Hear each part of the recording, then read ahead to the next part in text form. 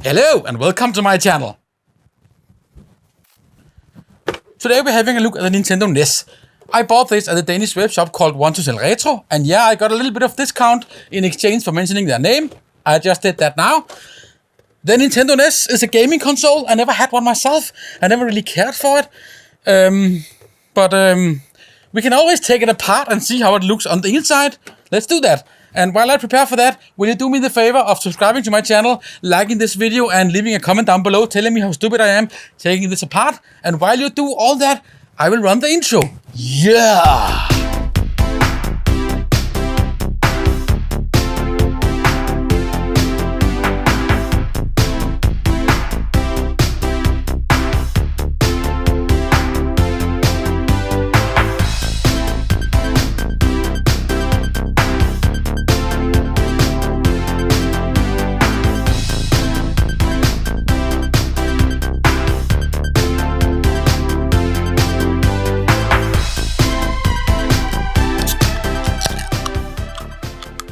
Cheers. Okay, let's have a look at this magnificent beauty. The Nintendo Entertainment System, or NES for short, is an 8-bit, third-generation home video game console produced by Nintendo. It was first released in Japan in 1983 as the family computer. In the rest of the world, however, it was released under the NES brand in different regions from 1985 to 1987. This marked the end of the video game crash of 1983, where the market went from a peak of $3.2 billion in 1983 to around $100 million by 1985. This was a drop of almost 97%. That crash abruptly ended what was retrospectively considered the second generation of console video gaming in North America, and to a lesser extent the arcade game market itself. The primary problem was that the market was flooded with both consoles and games, many of them in poor quality, and lots of clones, both of games and consoles. And since most of the consoles could be reproduced with off-the-shelf components, it wasn't even illegal to reproduce, for instance, the legendary Atari 2600.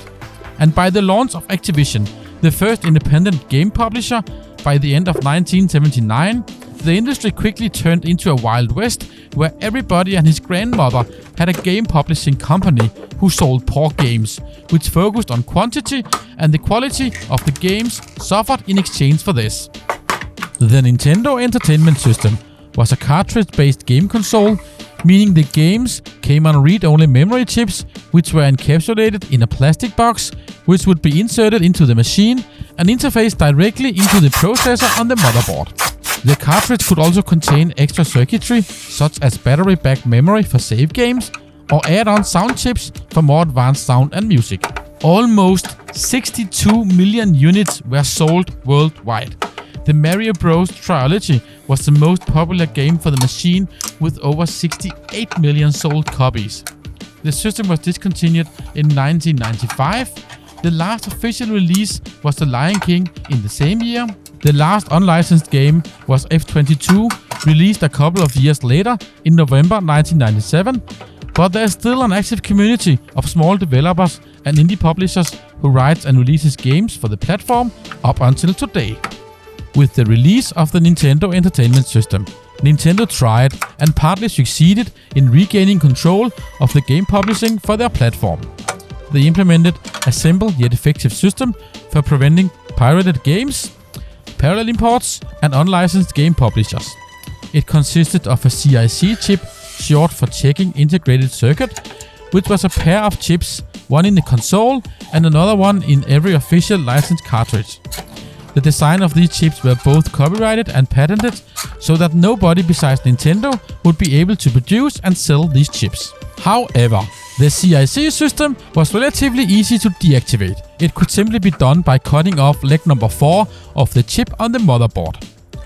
This would lead the chip to think it was placed in a cartridge, hence it would stop checking its counterpart, and the whole mechanism fell apart. During the lifetime of the NES, several publishers found ways of circumventing the protection without modifying the machine, but the scheme was saved by the legal work around these protective circuits. Nintendo managed to keep most of the publishing houses in line, forcing them to accept Nintendo's licensing terms, which included limits on how many games each publisher could release per year, and strong demands to the quality of the published games. One noteworthy conflict who arose was the Atari vs Nintendo case from 1988. Atari had gone through a tough time and ended up having to form a subsidiary by the name of Teardown.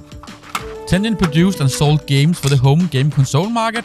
They had signed up for a licensing agreement with Nintendo, thereby gaining access to development resources for the Nintendo Entertainment System and ultimately access to the CRC chip, which they promptly started reverse engineering. However, after plenty of effort, they failed to do this in the traditional way, and instead they opted for defrauding the US Copyright Office by having their lawyers claim they were in a legal dispute with Nintendo and requesting a copy of the source code for the chip, which Nintendo originally had to hand over to the Copyright Office in order to file for copyright protection. Using this source code, Teardown successfully created a working copy of the CRC chip and were now able to produce their own cartridges without involving Nintendo at all. Back in 1988, the world was, like now, in a chip shortage, and that made it difficult for Nintendo to provide enough cartridges for their licensees to fill the demand. And Atari used this as an excuse to sue Nintendo for antitrust violations and unfair competition for a sum of $100 million, and simultaneously they released their own line of unlicensed games for the Nintendo Entertainment System. Nintendo countersued in February 1989, claiming that Teardown entered into the licensee program fraudulently for the sole purpose of breaking the security chip. Atari successfully sold the case to the media as a fight to stop hardware manufacturers from overpricing products and controlling the market, and claiming that Nintendo had manufactured the chip shortage. The battle went on for 4 years before Nintendo finally won in the appeals court, but only because the copies were made using the stolen source code. Had Teardown just stuck to reverse engineering, they would have won the case. This helped set the precedence that reverse engineering is fair use according to US law.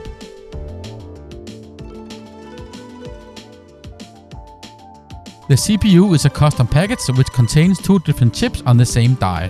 One is a modified 6502, which is also used in the Commodore 64, and the other one is an audio processing unit, and right next to it we have the 2 kilobytes of system memory. Over here we have the picture processing unit, which is the chip that handles all the graphics on the system.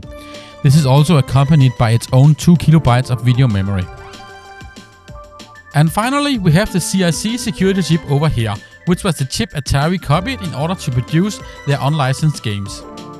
What is your take on digital rights management on gaming consoles? And do you like this kind of storytelling videos from my hand? Let me know in the comments down below. And then I want to give a quick shout out to 2 other YouTubers, the Gaming Historian and the NES Hacker. I learned a lot from those guys during the research phase for this video. I'm leaving a link to a couple of their videos in the description down below in case you want to know more about some of the subjects I touched upon in this video. And then I guess I see you out there in the dark corners of the interwebs. Thank you so much for the view. Don't forget to like this video and subscribe to the channel for more awesome retro content. If you wish to support this channel, you are very welcome to do so directly through Patreon or Tenor app, or by purchasing some of our merchandise. That helps a lot. Finally, you can also support us by simply watching a lot of our videos and by getting your friends to do the same.